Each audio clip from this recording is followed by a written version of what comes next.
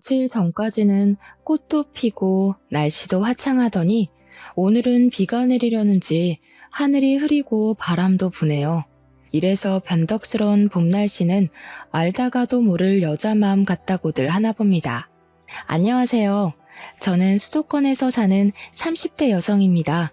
방금 남편을 출근시키고 흐린 하늘을 보며 집에서 차를 마시다가 문득 형님과 시어머니가 생각나 사연을 보내요. 재밌는 이야기는 아니지만 그래도 동네 친구의 이야기 들어준다 생각하시고 가벼운 마음으로 들어주시면 감사하겠습니다. 우선 남편과 저는 대학교 동창으로 대학교 때부터 10년 동안 연애하다가 결혼을 했어요. 남편에게는 형이 하나 있었는데 연애 시절 저에게 가족 이야기하는 것을 좋아하지 않았습니다. 왜냐하면 어머니는 오로지 형만 챙겼고 형과 자신이 싸우면 형이 잘못했어도 동생인 자신만 혼냈다고 해요.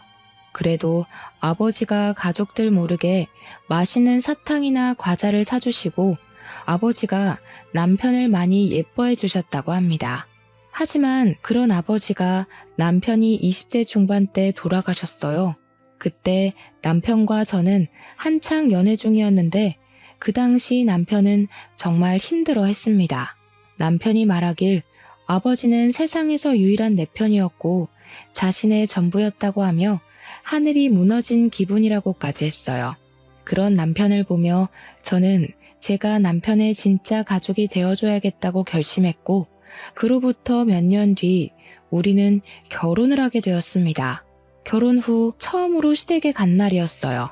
시댁에는 시어머니, 아주버님, 형님, 그리고 4살 된 조카 민호가 함께 살고 있었는데 아주버님은 회사 일 때문에 해외로 출장을 가신 상태였습니다. 아주버님은 회사에서 해외 영업부에 계셔서 해외 출장이 아주 많은 상황이었고 그래서 제 결혼식 때도 출장 중이라 오시지 못하셨어요. 형님은 앞치마를 하고 혼자 부엌에서 음식을 차리느라 바빠 보이셨습니다. 시어머니는 남편에게 오느라 고생했다며 거실에 앉으라고 하고 저에게는 형님 도와서 밥상을 차리라고 했어요. 저는 어색하게 부엌으로 가서 형님에게 뭐 도와드릴 거 없냐고 물었습니다. 딱 보면 몰라? 수저도 놓고 국도 뜨고 밥도 푸고 할 게 태산이야. 지금 나 바쁘니까 동서가 알아서 눈치껏 좀 해. 사실 상견례 날과 결혼식 날 형님의 인상이 날카로워 보이시긴 했는데 이 정도일 줄 몰랐습니다. 저는 저에게 짜증이 가득 섞여서 말씀하시는 형님에게 뭐라고 하고 싶었지만 그래도 결혼 후 처음으로 온 날인데 굳이 소란을 피우고 싶지 않아서 형님 옆에서 눈치껏 수저를 놓고 밥상을 차리고 있었어요. 식사 준비를 마치고 형님은 거실에 있는 시어머니와 남편, 그리고 아들 민호를 불렀습니다. 시어머니, 남편, 저는 식사를 시작했지만 형님은 아들 민호 밥을 먹이느라 본인 밥은 먹지도 못하시더라고요. 민호가 밥을 먹기 싫었는지 먹기 싫다고 난리였거든요. 형님은 그런 민호에게 이러면 안 된다고 하시며 밥을 억지로 먹이고 있었습니다. 네가 밥을 맛있게 만들어 봐라. 얘가 그러면 아주 못 먹어서 한달이지. 아휴, 너는 도대체 결혼한 지 몇 년이 됐는데 아직도 이렇게 간 하나 제대로 맞추지 못해? 국은 짜고 반찬들은 밍밍하고 밥물도 제대로 못 맞춰서 밥이 아니라 생쌀을 먹는 기분이구나. 엄마, 여기가 고급 한정식 집도 아니고 일반 가정집에서 이 정도면 맛있지 뭐. 갈비탕에 각종 나물까지 다 하느라 형수 혼자 얼마나 힘들었겠어. 그렇게 마음에 안 들면 엄마가 직접 간을 하시던가요. 형수도 혼자 시댁에서 살면서 이제 4살 된 민호 돌보느라 얼마나 힘들겠어요. 엄마가 형수 좀 도와줘요. 어머머, 얘 좀 봐라. 제가 일하면 얼마나 한다고 그런 소리를 하니? 옛날처럼 냇가에서 직접 방망이 두드려가며 빨래를 하는 것도 아니고 아궁이 떼서 밥을 해야 하는 것도 아닌데 요새는 버튼만 누르면 따뜻한 물 나오고 밥은 밥통이 다 해주고 빨래는 세탁기가 다 해주는데 힘들긴 뭐가 힘들어? 하여튼 요새 젊은 것들은 약해 빠졌다니까. 형님은 시어머니의 말을 가만히 듣고만 있었는데 표정은 화가 잔뜩 나 보였습니다. 시어머니의 발언에 부엌의 공기는 얼음장처럼 싸해졌어요. 어른들은 모두 표정이 굳어 있었고 오직 민호만이 밥 먹기 싫다고 짜증을 부리고 있었습니다. 저는 그런 분위기에서 밥이 더는 넘어가지 않았어요. 형님은 민호를 먹이느라 밥을 한 술도 뜨지 못하고 있었고 시어머니는 형님이 밥을 못 먹든 말든 신경도 쓰지 않고 짜다는 국을 벌컥벌컥 마시고 계셨습니다. 저는 입맛이 없어서 형님에게 제가 민호를 먹일 테니 형님 밥 좀 드시라고 했어요. 그리고 제가 민호 옆에 갔는데 민호는 아직 친하지 않은 저를 크게 경계했고 오히려 더 크게 울고 짜증을 냈습니다. 결국 민호를 먹이는 것은 다시 형님의 몫이 되었어요. 형님이 민호와 씨름을 할 동안 시어머니와 남편은 밥을 다 먹었고 시어머니는 남편을 데리고 거실로 나갔습니다. 시어머니는 거실로 나가면서 빨리 과일을 내오라고 했어요. 저는 형님은 밥을 하나도 드시지 못했으니 형님 식사하시라고 하고 제가 과일을 깎으려고 했지만 주방에 과도와 쟁반이 어디에 있는지 보이지 않았습니다. 결국 형님이 일어나서 과도와 쟁반 그리고 과일을 꺼내서는 그냥 본인이 할 테니 밥상만 좀 치워달라고 했어요. 제가 형님에게 식사는 더 하지 않으시냐고 물어보니 형님은 저를 매섭게 째려보시면서 내가 지금 밥이 넘어가게 생겼냐고 하셨습니다. 저는 진심으로 형님을 돕고 싶었는데 형님은 자꾸 저에게 화만 내셨어요. 자꾸 저에게 화만 내는 형님, 그리고 며느리에게는 박하게 하시는 시어머니를 보며 앞으로의 결혼 생활이 진심으로 걱정되었습니다. 그날 시댁에서 나와 집으로 가면서 남편에게 형님은 어떤 분이시냐고 물었어요. 형님은 아주버님과 회사에서 만났고 원래는 형님과 아주버님 둘이 살며 같이 회사에 다녔다고 합니다. 결혼 후 한 달 정도 지났을 때 임신을 했었는데 그 당시 회사에 일이 엄청 많아서 형님은 회사에 자신의 임신 사실도 말하지 않은 채 무리해서 일했어요. 그러다 아기가 유산이 되어버렸고 몸과 마음이 많이 지친 형님은 오래 다녔던 회사를 관두게 되었습니다. 그 뒤로 아주버님과 형님은 다시 아기를 갖기 위해 노력을 했고 다행히 바로 아기가 생겼는데 그 아기가 바로 민호였어요. 이렇게 민호가 태어나고 얼마 지나지 않아 시아버지가 돌아가셨고 아주버님은 그 뒤로 해외 출장이 많아졌습니다. 아주버님은 혼자 계신 시어머니 그리고 밤에 민호와 형님만 집에 있는 것이 걱정되어서 형님에게 시어머니를 모시고 살자고 했다고 해요. 형님 역시 시아버지가 돌아가시고 시어머니가 너무 힘들어하시는 것 같아 걱정되었다며 흔쾌히 합가하겠다고 해서 형님과 시어머니는 같이 살게 되었습니다. 이때까지는 형님은 정말 잘 웃고 아주 밝은 사람이었다고 해요. 그런데 형님과 시어머니와 같이 산 지 한 달 정도 지났을 때부터 형님은 표정이 점점 어두워졌고 힘들어했다고 합니다. 집에 갈 때마다 아주버님은 출장을 가 있고 형님은 민호도 보고 집안일도 하느라 너무 지쳐 보여서 남편이 시댁에 한 번씩 가 민호와 놀아주거나 집안일이라도 도와주려고 했지만 그때마다 시어머니는 남자가 무슨 집안일이냐며 절대 못하게 하셨다고 해요. 그러면서 시어머니는 형님에게 둘째 아들이 왔으니 제대로 밥을 먹여야 한다며 평소보다 더 많은 음식을 준비하게 시켰습니다. 남편은 조금이라도 도움을 주러 갔는데 오히려 자신이 가면 형님의 일거리가 더 늘어나는 것 같아 편하게 가지도 못하고 도움도 주지 못했다고 해요. 남편의 이야기를 들으니 형님이 왜 그리 쌀쌀맞고 날카롭게 이야기하는지를 알 것 같았습니다. 아이를 키워보지 않아서 잘 모르긴 하지만 요새 4살은 미운 4살이라고 불릴 정도로 자기 고집을 많이 부리고 때도 많이 쓰는 것으로 알고 있어요. 집 근처 대형마트에서 아이들이 자신이 원하는 장난감을 사주지 않는다고 때를 부리는 모습을 보면 아이 하나 제대로 키우는 것이 얼마나 힘들고 지치는 일인지 정도는 알 수 있었습니다. 그런 미운 4살 아이를 키우는데 남편은 해외 출장으로 집에도 없고 시어머니는 도와주기는커녕 구박하고 타박하는데 어떻게 말이 예쁘게 나올 수가 있겠어요. 그저 형님이 같은 여자로서 안쓰러울 따름이었답니다. 그 뒤로 저는 제사 명절 때 시댁에 가기는 했는데 갈 때마다 형님은 여전히 힘들어 보이셨고 시어머니는 형님을 많이 구박했어요. 그나마 다행인 것은 형님이 계셔서인지 시어머니가 저에게 직접 싫은 소리를 하지 않으셨습니다. 형님이 안타깝긴 했지만 나이도 어린 제가 형님을 위해서 할 수 있는 것은 하나도 없었어요. 도우려고 하면 할수록 형님이 처리해야 할 일은 더 늘어났거든요.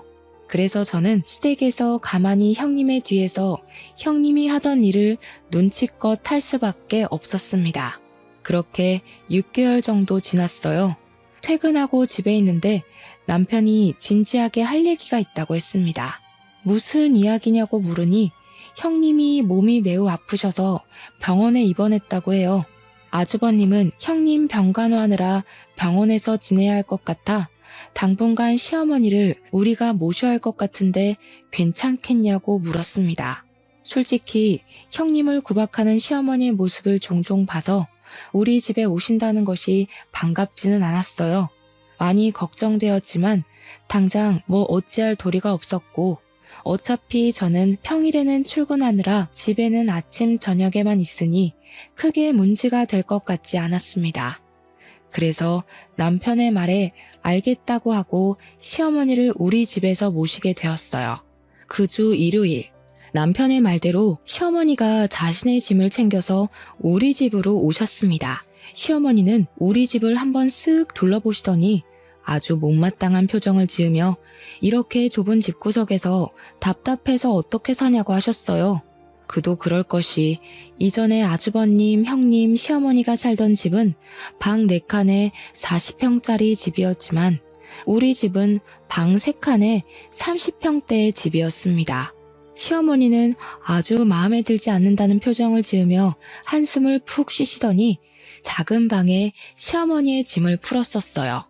저는 그동안 밀키트의 힘을 빌려 이것저것 음식들을 차렸습니다. 언제까지가 될지는 모르겠지만 앞으로 시어머니와 같이 살아야 하는데 잘 보이고 싶은 마음이 컸거든요.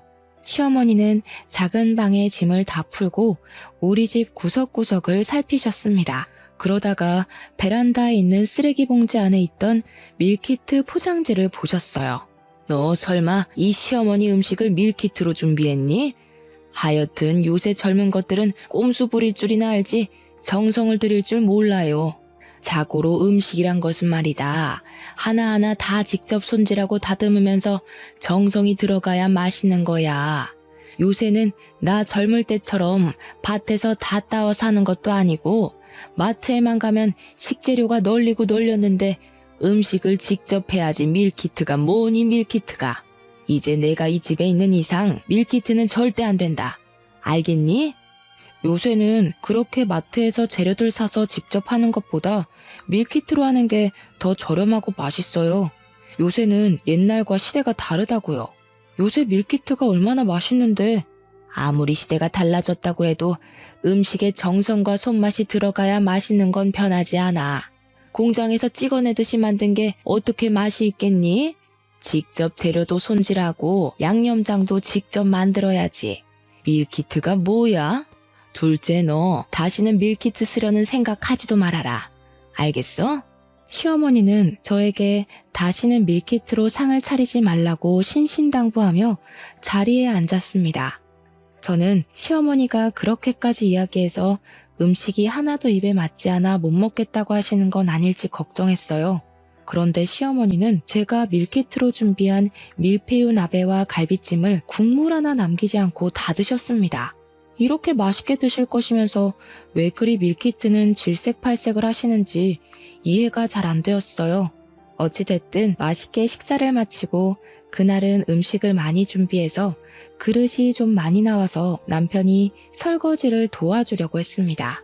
시어머니는 고무장갑을 낀 남편의 모습을 발견하시고는 남자가 무슨 설거지냐며 화를 냈고 저는 그래도 우리 집에 오신 첫날인데 굳이 시어머니의 심기를 불편하게 하고 싶지는 않아 그냥 저 혼자 부엌을 다 정리했어요. 그리고 다음 날이 되었습니다. 저와 남편은 원래 6시 정도에 일어나 간단히 빵이나 시리얼을 먹고 출근했어요. 그런데 시어머니가 핸드폰 알람이 울리기도 전에 저를 깨우셨습니다. 너무 이른 시간인 것 같아 시계를 보니 아직 새벽 5시였어요. 겨울로 난 여자가 아직도 그렇게 잠을 자고 있어? 얼빠진 년 같으니라고 빨리 일어나서 밥 안 해? 5시밖에 안 됐는데 웬 밥이야. 그리고 희주도 회사에 출근해서 일해야 하니까 지금 자야 해. 괜히 희주 깨우지 말고 정 배고프면 엄마가 알아서 밥해 드세요. 우리는 빵이랑 시리얼 먹으면 되니까. 세상에나, 남자가 밖에서 일하는데 빵 쪼가리랑 배에 차지도 않은 시리얼을 먹이고 출근시키는 게 말이 되니? 기가 막혀서 말이 다 안 나오네. 그리고 아무리 여자가 밖에서 일한다고 해도 가족을 위해 아침밥은 당연히 차려야 하는 거 아니야? 김희주, 얼른 일어나. 어서 일어나서 밥하라고. 시어머니는 저에게 새벽 5시부터 일어나라고 난리를 치셨고 그 덕에 저는 잠이 다 깨버렸습니다. 시간도 남았고 잠이 깨버린 김에 밥이나 하자 싶어서 부엌으로 갔고 남편도 같이 하려고 부엌에 따라왔어요. 정훈이 너는 회사 가서 일해야 하니까 좀 더 자. 남자가 밖에서 일하려면 지금 푹 쉬어야지. 어머니, 저도 정훈 씨처럼 회사에서 일해요. 그런데 왜 저는 부엌에서 밥을 해야 해요? 네가 그깟 일 뭐 얼만큼이나 한다고? 나 때는 말이다. 옛날에 새벽부터 일어나서 지하수 길러오고 아궁이에 불 떼고 했어. 낮에는 밭일하고 밤에는 시부모 모시기까지 했다. 요새는 수도꼭지만 돌리면 물 나와. 아궁이에 불 뗄 일도 없는데 뭐가 그렇게 힘들다고. 그리고 네가 돈 벌어봤자지. 네가 정훈이보다 돈 더 많이 벌어와? 그럼 내가 인정해줄게. 그건 아니지만 요새같이 여자도 남자와 같이 맞벌이하는 시대에 여자만 집안일하고 부엌일하는 거 부당하다고 생각돼요. 어머니를 모시고 계시니 아침 식사는 차려드리겠지만 남편도 저와 같이 집안일 동등하게 하겠습니다. 저는 시어머니에게 제 생각을 이야기했고 시어머니는 어떻게 어른한테 그렇게 말대꾸를 할 수가 있냐며 버르장머리를 고쳐놔야겠다고 하셨습니다. 저는 앞으로의 날이 걱정되긴 했지만 그래도 처음부터 할 말은 제대로 하고 살아야 할 것 같다는 생각에 일부러 더 크게 이야기했어요. 제가 시어머니와 말다툼을 할 동안 밥은 다 되었고 일단 저는 밥을 차렸으나 밥맛이 없었습니다. 저는 시어머니와 남편 음식만 차리고 출근 준비해야 한다며 방으로 들어갔어요. 남편은 대충 밥을 먹고 방으로 와서는 미안하다고 자신이 더 잘하겠다고 했습니다. 분명 남편이 지금 최선을 다하고 있는 것은 아는데 괜히 남편이 미웠고 그저 이 상황이 짜증났어요. 저는 그런 남편에게 그냥 대충 알겠다고 하고 먼저 출근해버렸습니다. 그리고 그날 저녁 퇴근 후 집에 왔는데 집이 엉망진창이었어요. 오전에 음식을 먹은 그릇, 그리고 오후에 어머니 혼자 밥을 드신 그릇이 그대로 다 부엌에 쌓여 있었습니다. 화장실 앞에는 어머니가 사용하셨던 수건, 어머니의 옷과 속옷까지 널브러져 있었고 집은 먼지로 가득했습니다. 왔니? 빨리 와서 설거지하고 청소도 하고 저거 빨래도 좀 해라. 나 내일 입을 속옷 없으니 지금 당장 세탁기 돌려야 해. 아, 그리고 나 아직 저녁 안 먹었으니까 빨리 밥도 하고. 아유, 너 기다리다가 백가죽이 등가죽에 달라붙겠다. 그냥 너는 1시간 정도 일찍 나오면 안 되니? 여자가 바깥일 해봤자 뭐 얼마나 한다고. 솔직히 너 하나 없다고 회사 안 돌아가는 건 아닐 거 아니야. 그렇게 배고프시면 먼저 밥해서 드시지 그러셨어요. 그리고 속옷도 없으시면 어머니가 낮에 세탁기 돌리시면 될 텐데요. 내가 왜? 네가 있는데 내가 왜 밥을 하고 세탁기를 돌려? 잔말 말고 얼른 집안일 좀 해라. 청소도 좀 하고. 아주 집이 먼지투성이구나. 어휴, 집안일을 하는 것인지 마는 것인지. 시어머니는 퇴근하고 온 저에게 집안일을 시키셨습니다. 잠시 후 남편이 퇴근해서 집안 상태를 보고 깜짝 놀라 자신이 청소라도 하려고 했지만 시어머니는 바깥일 하고 온 사람이 어떻게 집안일을 하냐며 남편은 손 하나 움직이지 못하게 했어요. 저는 정말 속에서 천불이 났지만 이러다 말겠지 싶어 일단 참고 집안일을 했습니다.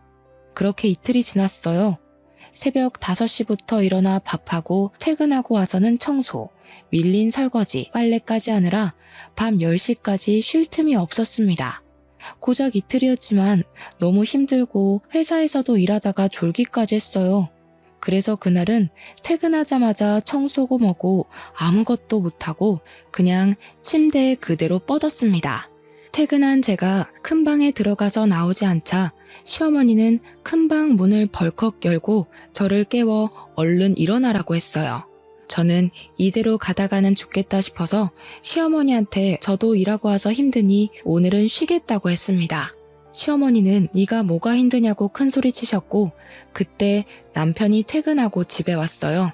남편은 이 상황을 보고 희주가 몸이 10개도 아닌데 일하고 와서 집안일까지 하려면 얼마나 힘든지 엄마가 아느냐고 하자 시어머니는 이게 여자한테 홀라당 넘어가서 정신 나간 소리 한다며 예전에는 큰 시부모 병시중도 들고 뗄감도 떼우고 밭일도 하고 집안일도 혼자 다 했다며 이 정도 해도 네 마누라 안 죽는다고 하셨습니다. 저는 집에서 마음 편히 쉬지 못하는 이 상황이 너무 답답해서 그냥 집 밖으로 나갔고 남편 역시 저를 따라 나왔어요. 제 뒤를 쫓아나가는 남편에게 시어머니는 멍청한 놈이라며 손가락질을 하셨습니다. 집 앞 공원에서 남편에게 도대체 형님은 어디가 얼마나 아프시길래 시어머니를 우리 집으로 보냈냐며 하소연을 했어요. 남편은 자기가 형한테 잘 말해서 대책을 마련해 보겠으니 조금만 기다려달라고 했습니다. 다음날 외근을 갔다가 차 타고 회사로 복귀하는 길에 시내에 있는 형님을 봤어요.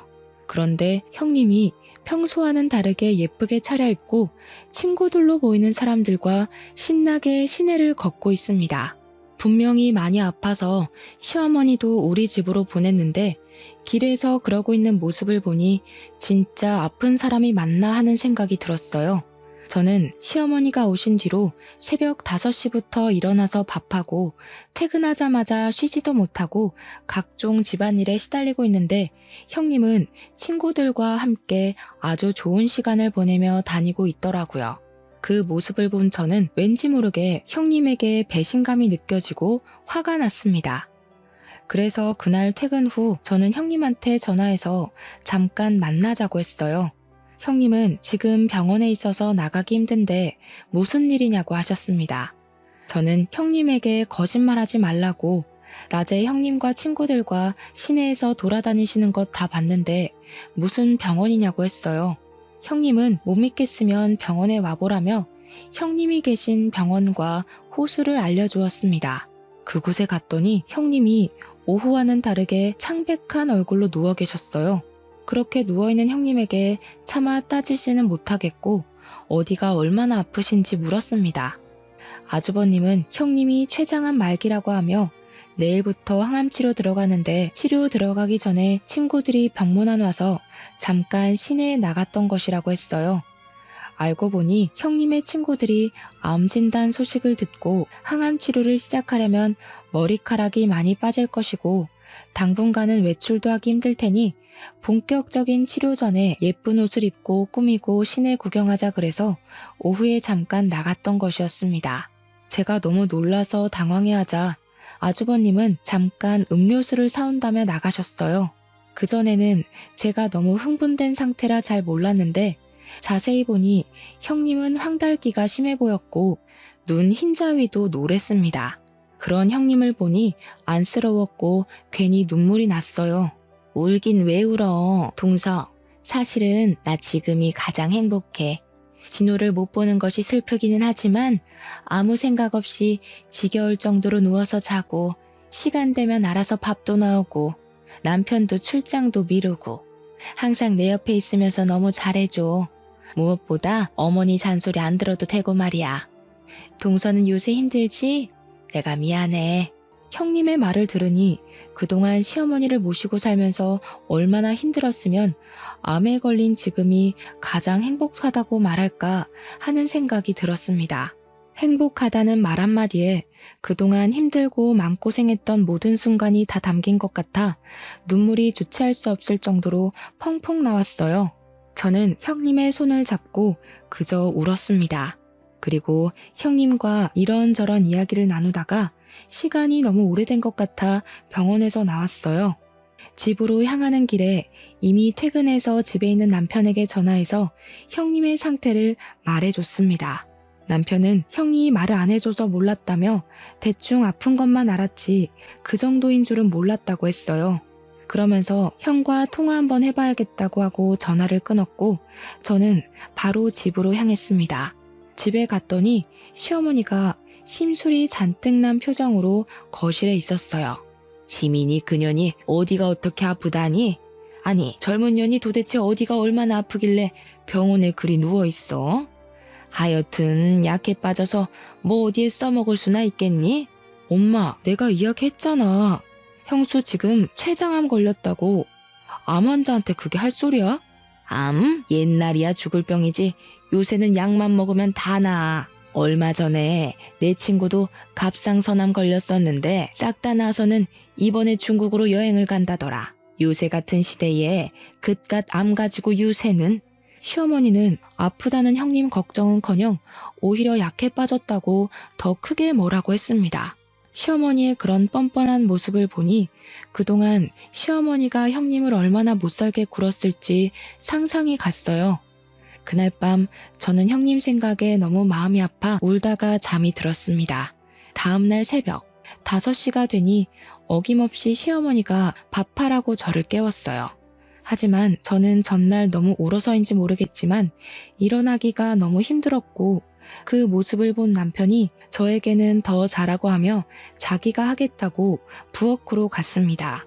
시어머니는 밖에서 일해야 하는 남자가 무슨 부엌에서 일하냐고 하시며 세상 말세라고 소리를 질러대셨습니다. 제발 좀 그만 좀 해요. 형수도 모자라 희주까지 병에 걸려야 속이 시원하시겠어요? 계속 그렇게 희주 괴롭히면 여기서 나가요 그냥. 이놈 보소. 내가 너를 어떻게 키웠는데 어떻게 엄마를 내쫓을 생각을 해? 네가 그러고도 인간이야? 엄마가 나를 어떻게 키웠는데? 나 차별하면서 키웠잖아.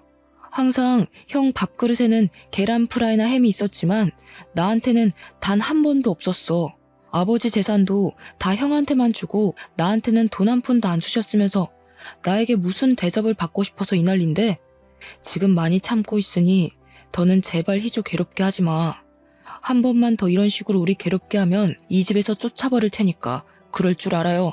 밥은 안 쳐놨으니 알아서 국 데워서 드세요. 희주는 밖에서 아침 먹을 거야. 희주야, 얼른 출근 준비해.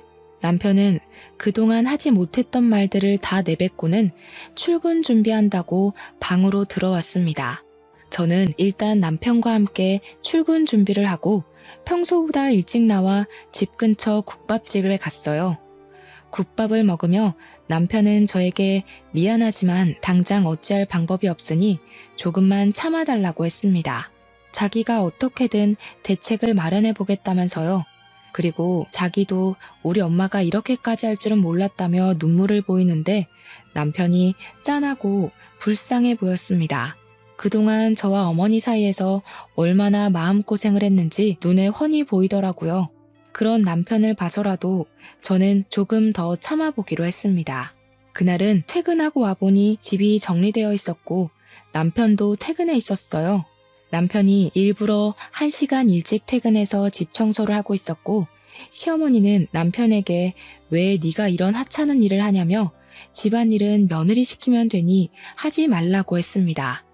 그러든 말든 남편은 혼자 청소하고 빨래하고 밥까지 해놨고 저는 제 생각을 해주는 남편에게 너무 고마웠어요. 그 뒤로도 시어머니는 새벽 5시에 저를 깨우기는 했지만 남편은 저와 함께 일어나 식사 준비를 하고 집안일도 했습니다. 물론 시어머니는 정말 못마땅해 했지만 남편이 계속 이러면 집에서 쫓아낼 것이라고 난리를 쳐서 그런지 가만히 계셨어요. 그리고 저는 시간이 날 때마다 형님 병원에 찾아갔습니다. 형님은 제가 갈 때마다 몸이 더 야위시고 힘들어 보였지만 제가 가면 반갑게 맞이해 주셨어요. 하루는 형님이 저에게 그동안 정말 미안하다고 하셨습니다.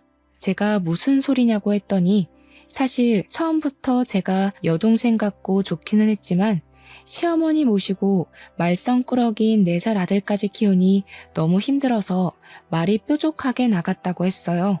그게 항상 마음에 걸렸다고 하시며 싫어서 그런 건 아니었으니 혹시 서운한 마음 있었으면 풀라고 하셨습니다. 저는 사실 처음에는 형님이 좋지는 않았지만 시어머니와 같이 살아보니 형님의 마음을 알겠다고 하며 그동안 아이도 키우고 어머니도 모시고 사느라 정말 힘드셨겠다고 했어요. 형님은 제 말에 빙긋이 웃으시더니 아프긴 해도 마음은 가장 편하다며 지금 죽어도 여한이 없다고 하셨습니다. 저는 형님에게 절대 그런 소리 하지 말라고 어서 빨리 병 다 낫고 같이 맛있는 음식도 먹고 시내도 멋지게 입고 돌아다니자고 했어요. 형님은 제 말에 꼭 그러자고 하며 환하게 웃으셨습니다. 그리고 다음 날 제가 정말 듣기 싫었던 소식이 들렸어요. 형님이 돌아가셨다는 문자가 왔습니다. 저는 회사에서 일하다가 형님이 돌아가셨다는 소식에 바로 장례식장으로 달려갔어요. 아주버님과 형님의 친정 가족들은 다들 장례식장에서 오열하고 있었습니다. 저는 형님께 마지막 인사를 드리고 형님의 친정 가족들에게도 인사를 드렸어요. 그리고 장례식 둘째 날인 다음 날, 저와 남편은 아침부터 가서 형님의 가족들을 도와드렸습니다. 한창 도와드리는데 시어머니가 오셨어요. 시어머니가 장례식장에 오자 형님의 친정엄마는 표정이 일그러졌지만 그래도 아무 말 없이 시어머니에게 인사를 했습니다. 젊은 애가 췌장암이 뭐야 췌장암이. 전염 때문에 우리 큰아들이 아주 고생하잖아. 에이, 끝까지 도움이 안 되는 재수가 없는 년. 이 말을 들은 형님의 친정엄마는 눈이 뒤집혀서 밥을 먹으러 가려던 시어머니의 머리를 잡았습니다. 이 여편네가 제정신이야? 야, 손 안 놔? 지금 어디서 나한테 난리야 난리는. 너라면 이 상황에 난리 안 치게 생겼냐? 지금 건강했던 우리 지민이가 이렇게 된 게 다 누구 때문인데 이 천벌 받으려나. 인연이 그렇게 시집살이 시킨 거 다 알면서도 꾹 참았어. 지민이가 네가 말은 그렇게 해도 좋으신 분이라고 해서. 지민이는 너를 끝까지 어머니로 모시려 했다고. 그런 아이가 이렇게 됐는데 너는 일말의 죄책감도 없냐? 그럼 내가 전현을 죽였다는 거야? 나는 맹세코 쟤한테 아무 짓도 안 했어. 그냥 다른 집 며느리들도 다 하는 것 정도만 시켰다고. 개미 똥구멍만큼 일해놓고 이렇게 된 건 애초에 전현이 몸 약했던 거 아니야? 애초에 몸도 좋지 않던 니들 딸년을 우리 집에 시집 보낸 거 아니냐고. 그래, 그거네. 이거 완전 사기 결혼이야, 사기 결혼. 제발 좀 그만해. 엄마가 지민이 그렇게 달달 볶지만 않았어도 이렇게까지 되지는 않았어. 너까지 나한테 그러는 거야? 내가 도대체 뭘 어쨌다고 그래? 나 참 억울해서 살 수가 없다 살 수가. 그냥 나가라고 제발. 아주버님은 끝까지 뻔뻔한 시어머니에게 나가라고 장례식장에서 쫓아냈습니다. 시어머니는 아주버님의 손에 이끌려 악을 쓰며 장례식장에서 쫓겨났어요. 시어머니가 간 뒤 아주버님은 다시 오셔서 형님의 친정 식구들에게 죄송하다고 90도로 인사하며 사죄했습니다. 친정 식구들은 그런 아주버님을 보며 이게 어떻게 자네 잘못이겠냐며 그저 어깨를 토닥여주고 말았어요. 다음 날 형님은 화장장에서 한 줌의 재가 되어 납골당에 안치되었습니다. 이렇게 형님의 장례식이 마치고 저와 남편은 지친 몸을 이끌고 집에 왔어요. 집에 왔더니 시어머니는 여전히 자신의 잘못을 뉘우치지 못한 채 저희에게 뭐라고 하셨습니다. 젊은 것들이 몸이 허약하다면서 형님의 가족들을 사기 결혼으로 고소할 거라고 하셨어요. 그렇게 혼자 한참을 중얼거리며 화를 내더니 저에게 얼른 집 정리하고 밥 차리라고 하셨습니다. 집을 보니 제가 장례식에 있는 동안 한 번도 청소하지 않았고 그동안 밥 먹은 것은 다 그대로 식탁에 있었고 설거지거리도 쌓여 있었어요. 저는 싸우고 뭐 할 기운도 없어 밥을 차리려는데 남편이 갑자기 어머니 방으로 가더니 어머니의 짐을 챙겼습니다. 이게 지금 뭐 하는 짓이냐? 왜 내 짐을 챙겨? 그냥 나가세요. 제발 우리 앞길 막지 말고 나가시라고요. 이게 상가집 갔다가 귀신이 들렸나? 갑자기 이게 뭔 짓이야? 내가 형수 장례식 보면서 무슨 생각이 들었는지 알아요? 이러다가 우리 희주도 엄마 때문에 죽겠구나 싶었어. 근데 나는 희주 없으면 못 살아. 한날 한시도 못 산다고. 엄마가 그러고도 사람이야? 나는 이런 사람이 내 엄마인 게 너무 불쾌하고 너무 싫어. 나가. 그냥 나가. 나 혼자 어디 가서 살라는 거야. 그게 말이 돼? 왜 못 살아? 엄마가 한두 살 먹은 애도 아니고. 아버지 사망보험금 다 그대로 있잖아. 그 돈으로 월세방을 구하든 찜질방에 가든 알아서 하시라고요. 나는 엄마랑 같이 못 살아. 나가. 남편은 시어머니의 짐을 다 챙겨서 밖에 던져버리고 시어머니도 쫓아내버렸습니다. 네가 날 쫓아내면 갈 곳 없을 줄 아냐? 난 지훈이네 집에 가면 되지 뭐. 이제 2번 다시는 나 찾지 마라. 나도 너 내 아들로 생각 안 할 테니까 우리 연 끊고 살자. 시어머니는 끝까지 큰 소리 뻥뻥 치며 갔습니다. 남편은 혹시 다시 찾아올 수도 있으니 현관 비밀번호까지 바꾸자고 했어요. 그날 밤 저와 남편이 자고 있는데 누가 우리 집 현관문을 두드리고 도어록을 자꾸 눌렀습니다. 도둑인가 싶어서 남편을 깨워서 같이 나가보니 시어머니였어요. 시어머니가 아주버님 집으로 갔지만 아주버님 집에서도 쫓겨나서 다시 우리 집에 오신 것입니다. 시어머니는 문이 안 열리자 저에게 전화했어요. 전화를 받아보니 어떻게 나간 지 하루도 안 돼서 비밀번호를 바꾸냐며 너희들이 그러고도 사람이냐고 했습니다. 아까 영 끊고 살자고 한 게 누군데 하루도 못 가서 이렇게 찾아와요? 여기 있어도 절대 문 열 생각 없으니 엄마 혼자 알아서 방 구해서 사세요. 우리 집에 며느리년들이 잘못 들어와서 집에 재수가 없어졌어. 이래서 집에 사람은 잘 들어와야 하는데 큰 년은 비리비리해서 죽어버리고 작은 년은 어른 무서운 줄도 모르고 아유 내 팔자야 내 팔자야. 다시 지훈이네 집으로 가야겠다. 몹쓸 놈들. 너희들끼리 잘 먹고 잘 살아라. 시어머니는 다시 아주버님 집으로 간다고 했습니다. 그리고 몇 분 후 밖에서 끼쿵 소리가 들렸어요. 저와 남편은 뭔가 불길한 예감이 들어 나가보았습니다. 나가보니 아파트 단지 앞 큰 길가에 자동차 한 대가 서 있었고 시어머니가 길에 누워 계셨어요. 시어머니가 교통사고에 당한 것입니다. 우리는 깜짝 놀라 바로 119를 부르고 아주버님께도 연락했어요. 병원으로 간 시어머니는 수술을 받은 후 계속 의식 없이 누워 계시다가 이틀 만에 눈을 뜨셨습니다. 그런데 눈을 뜨자마자 하시는 소리가 누구세요? 였어요. 아주버님, 저 남편 모두를 못 알아보시고 시어머니 자신의 이름도 몰랐습니다. 의사 선생님의 말씀으로는 시어머니가 사고 때 머리를 다쳐 기억상실증에 걸렸다고 했어요. 시어머니는 충격으로 모든 것을 다 잃어버리신 것입니다. 의사 선생님은 경과를 지켜보자고 하며 일단 기억이 다시 돌아올 때까지 기다리자고 했어요. 하지만 2달이 지나도록 시어머니의 기억이 돌아오지 않았고 더는 병원에서도 딱히 할 것이 없어서 일단 우리 집으로 모셔왔습니다. 아주버님 집으로 갈까 했으나 아주버님은 해외 출장이 예정되어 있어 다시 우리 집에 오셨어요. 모든 기억을 잃은 시어머니는 예전과는 확연히 달랐습니다. 여전히 새벽 5시에 일어나시기는 했지만 저와 남편을 깨우지는 않았어요.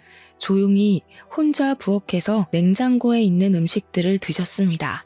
그러다가 저와 남편이 일어나면 시어머니는 죄송하다고 하며 손을 싹싹 빌었어요.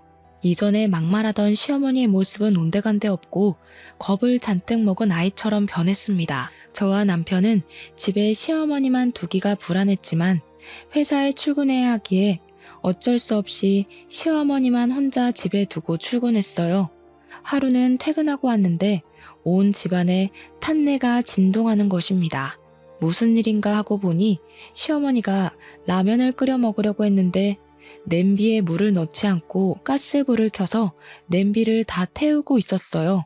그나마 제가 그날 일찍 퇴근해서 다행이었지 조금만 늦었으면 집에 불이 날 뻔했습니다.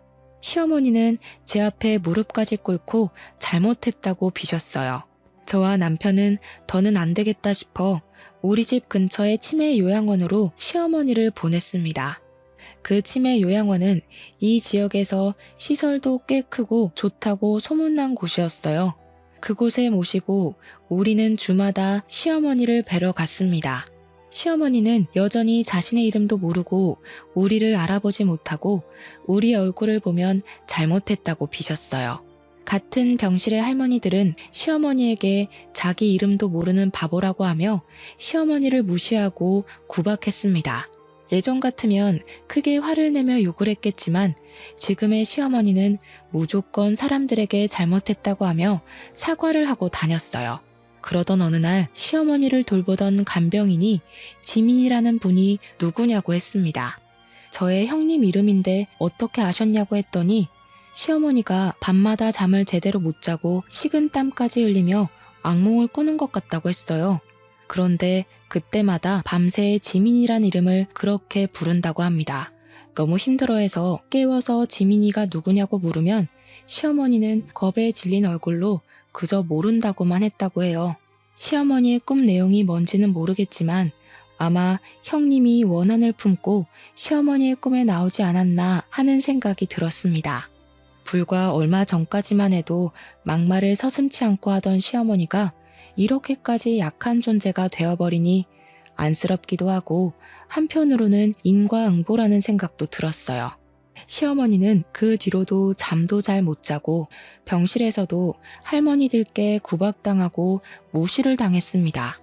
요양원을 옮길까도 생각했지만 주변에 이만큼 시설 좋고 의료진들이나 간병인들이 좋은 요양원은 없어서 어쩔 수 없이 그냥 모셨어요. 그리고 시어머니는 요양원에 들어간 지 6개월 뒤 밤에 지민이를 부르며 악몽을 꾸시다가 갑작스러운 심장마비로 돌아가셨습니다. 시어머니는 그렇게 형님에게 모질게 대하더니 결국 형님에게 제대로 된 사과도 못하고 한순간에 돌아가셨어요. 부디 하늘에서는 형님을 만나 제대로 된 사과를 하시고 두 분이 좋은 고부관계가 되었으면 좋겠습니다. 시어머니의 장례 후 저와 남편은 다시 신혼때로 돌아간 것처럼 좋아요. 마음이 편해져서 그런지 아기도 생기게 되었습니다. 아직 입덧 중이라 너무 힘들지만 그래도 우리의 이세가 태어날 생각을 하니 너무 기쁘네요. 요새 남편은 저 대신에 집안일 하느라 힘들다고는 하지만 그래도 행복하다고 합니다. 아주버님은 아직 혼자이시긴 한데 해외 출장 다니느라 너무 바쁘세요.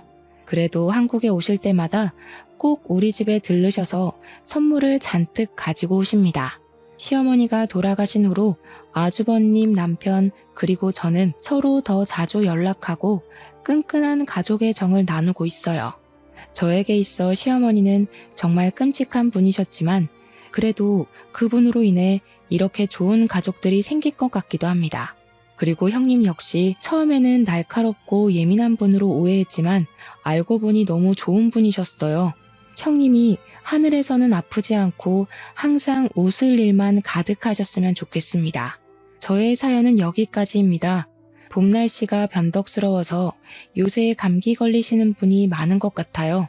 다들 건강 조심하시고 날씨는 흐리지만 마음은 행복 가득한 날이 되시길 바랍니다. 들어주셔서 감사합니다.